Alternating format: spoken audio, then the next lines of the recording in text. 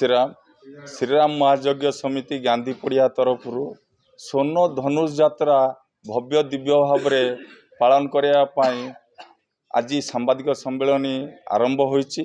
आपण मानक स्वागत एवं धन्यवाद देउछु जे कि श्रीराम महायज्ञ समिति जो भली आपण माने आमको साहाय्य करिसंती एवं रामनवमी जो भली प्रचार प्रसार करैसंती सेही भली मध्य स्वर्ण धनुष यात्रा ओडिशार जेतले आरंभ हला राउरकेला रे हनुमान बाटिकार आरंभ होई प्रत्येक 30 टी जिला ओडिशा रे यात्रा करुची।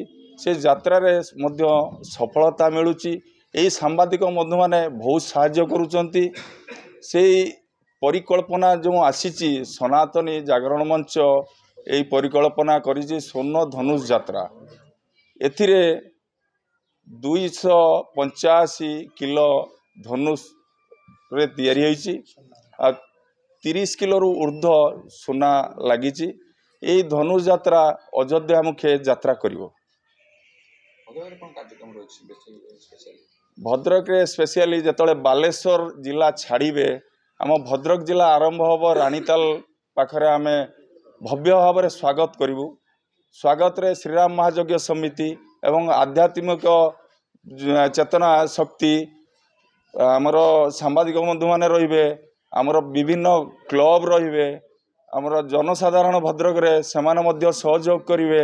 आमे समस्त को अनुरोध करुचु जे कि इस धनुष यात्रा को सफल करने पे श्रीराम महायज्ञ समितिर वर्तमान 102 मेढ़ कमिटी अच्छी।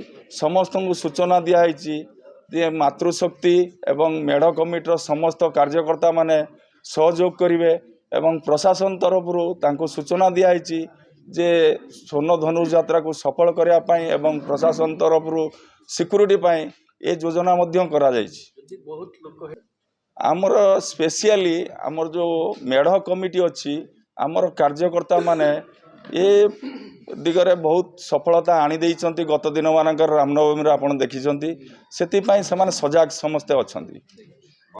भद्रकवासी को आमे सूचना देउचु जे कि स्वर्ण धनुष यात्रा को भव्य दिव्य भाव में पालन करंतु एवं अयोध्या मुखे जो यात्रा करुची ए सफल रूपायन हो।